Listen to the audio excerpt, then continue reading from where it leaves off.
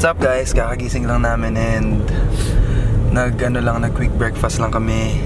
Oatmeal plus isang scoop ng whey protein. Tapos ayun. And tingnan natin kung ano yung may bibigay ng pre-workout namin. Bago yung pre-workout namin yun. Hindi ko alam kung ano yung tatak pero makikita natin later. So, let's go!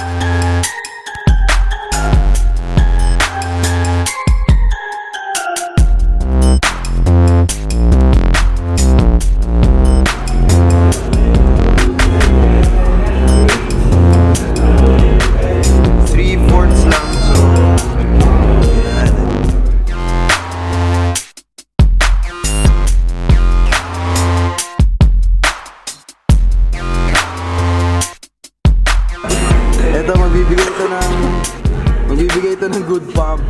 Iinom siya ng kalahati. Straight sa bunganga niya. So, ito. Tingnan natin. Ano masasabi mo sa pre-workout niya? Isang matindi yan. Isang malakas na pre-workout yan. Inumin mo na yan. Game. Wow!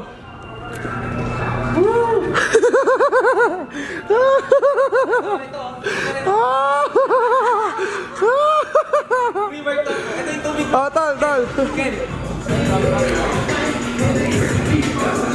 Ano ba masasabi mo?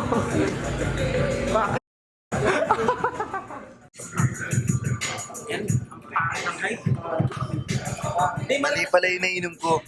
BCAA pala yun. Ito yung pre-workout.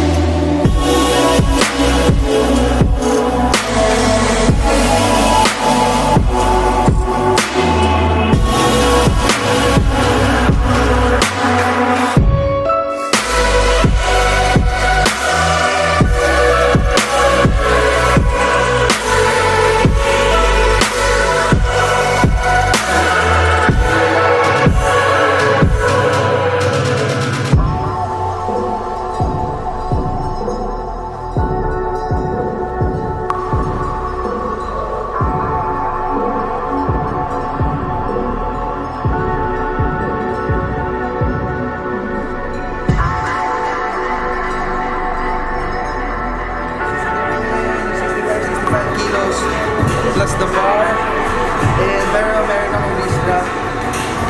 So, kaya natin kumakas 2 to 3 reps pa ako. Pag nagawa ko 2 to 3, susubukan ko pa mag 70-70. Sana makuha ko. Sige.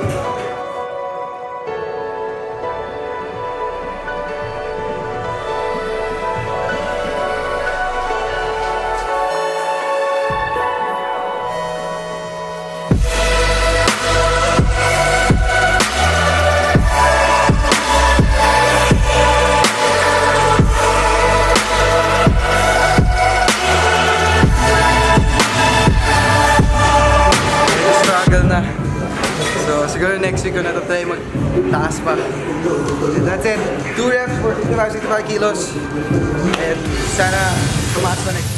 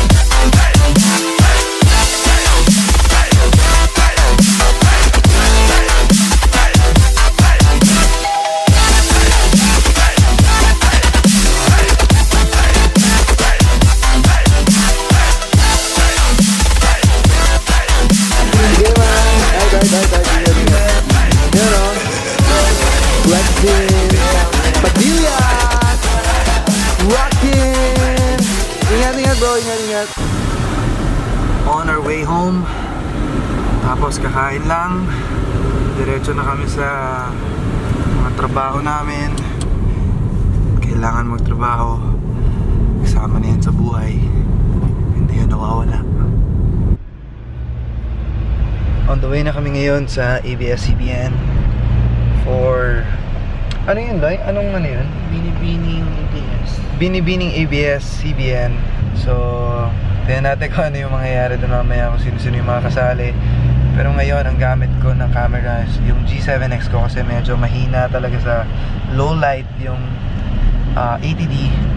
So, sa mga nagtatanong kung bakit ako naka G7X, kasi nga, even without light, yun nga, clear pa din yung mukha, clear pa din yung itsura mo, hindi madilim na madilim.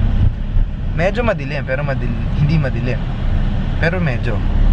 So, tingnan natin kung ano yung mangyayari dun mamaya. And ngayon, ito kasama ko si PJ. Yan, siya yung nag-drive niyan. Kasi nga, iniwan kami ni Kim. Kim, kung napapanood mo to, bakit mo kami iniwan, lalo na si Loloy? Loy. Yan. Hindi kita si Loloy kasi nagtago na naman siya sa bulsa niya.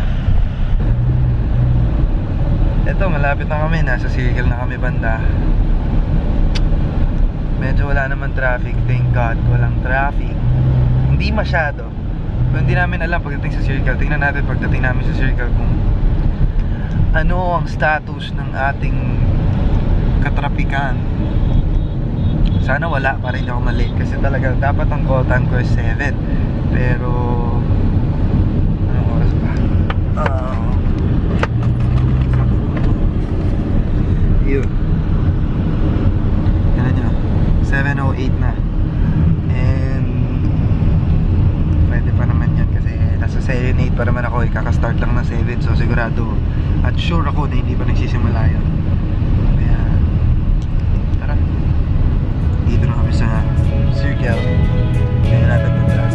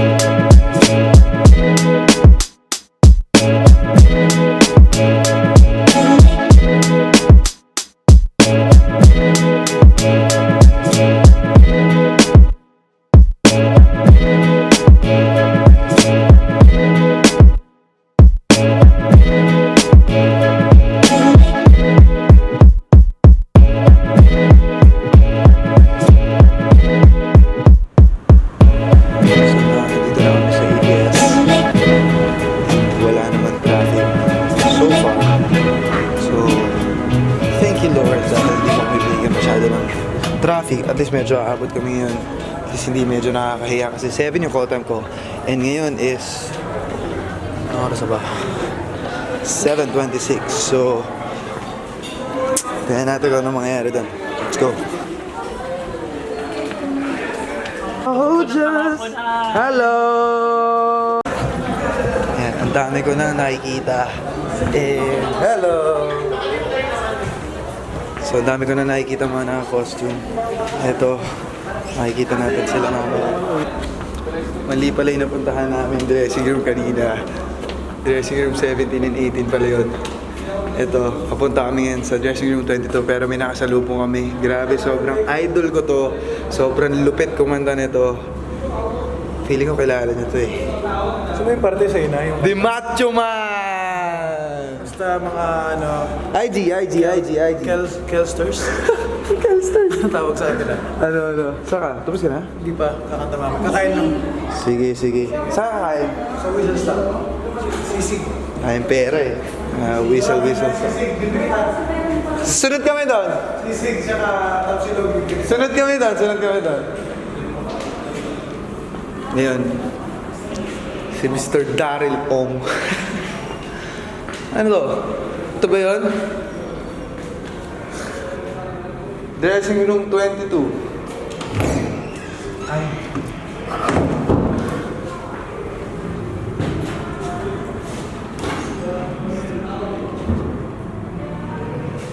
Ayan. Naghahanap lang kami kung nasa yung dressing room 22 dahil hindi namin makita. Hanap pa ni Doloy. So just turn down the lights and close the door. Ooh, I love the dress, but you won't need it anymore. You won't need it no more. Let's just get still and naked, baby. Versace on the floor.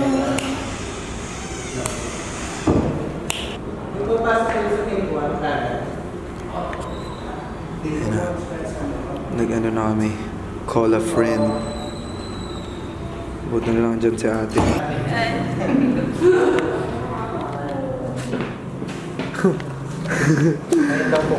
Alam mo kung ano sinabi niya?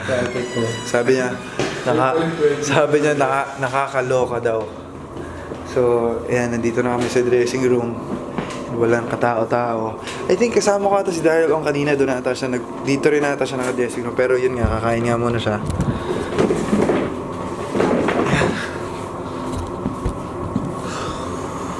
Ayun! Actually, nagugutom ako eh. Hindi ba kayo nagugutom? Ako nagugutom. Hindi pa tayo kumakain. Hindi mo din nila yung charge. Ayan. Nagkumana. Mga nag-charge ng 5% kaso nung nilagay sa bulsa ko, wala na nag-charge. Sabi, 7 ang call time ko. Pero, 7:30 na. Tapos, hindi pa rin nata nag-start. And I think sa long gown daw ako kakata. So, papabili lang kami ng pagkain dahil hindi pa nga kami kumakain. So, yun. Bye! Sorry, may camera na siya. Hi, Philippines.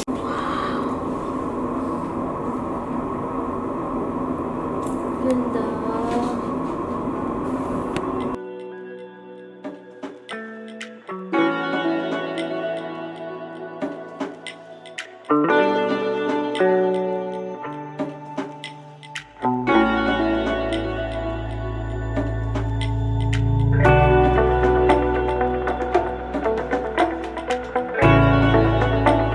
Gusto ko may kumain.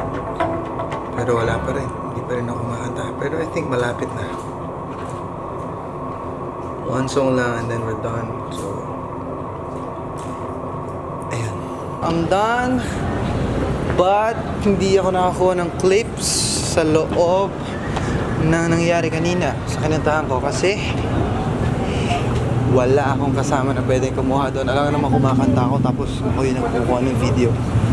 Pero, Tignan mo si Res. meron akong surprise para sa inyo kasi nakita kami ni Inigo kanina sa dressing room. And then, meron kaming short cover para sa inyo lahat. Pero ito, pagbigyan nyo na kami kasi hindi rin naman first time namin magsama and sobrang quick lang dahil nga tapos na kami parehas and kailangan na namin umuwi. So, in 3, 2, 1. Can I lay by your side next to you, to you. So yun, nakita nyo yung short cover namin ni Inigo. And ngayon medyo pauwi na, pero dadaan muna ako sa Comedor sa Happy Goat kasi check ko kung ano na nangyayari doon.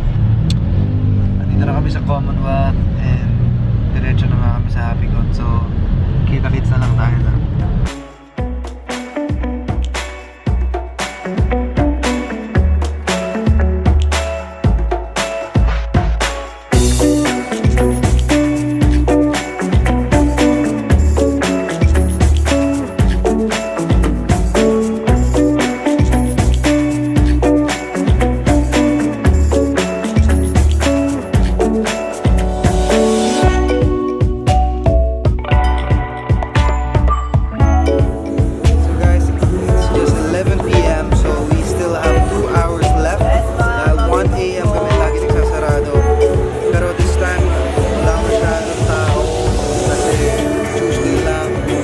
Sa lahat po ng mga gustong pumunta dito sa Comedor Food Park, hanapin nyo lang yung Happy Goat. And syempre, try nyo na din lahat. Tapos, pag hinahanap nyo, pag gusto nyo pumunta dito sa Comedor Food Park, pwede nyo i-Waze. Hanapin nyo lang yung Congressional Comedor Food Park. Tapos makikita nyo na yung direction nun. So, ayun, magkita-kita tayo dito. Once na nandito kayo, mag-tweet kayo. Gamitin nyo lang yung hashtag TheHappyGoat2016. Eto, naglalabas dito. Yan, follow niyo yan. And sana ma-enjoy niyo lahat ng mga pagkain dito. Sana pag natikman niyo, magbigay kayo ng comment para alam namin kung ano yung pwede pa namin ma-improve and kung ano yung mga dapat naming i-perfect or na dapat naming ayusin. So, enjoy kayo. Nakakain na kayo dito. Napapanood dito ngayon. Maraming salamat and sana pumalik kayo.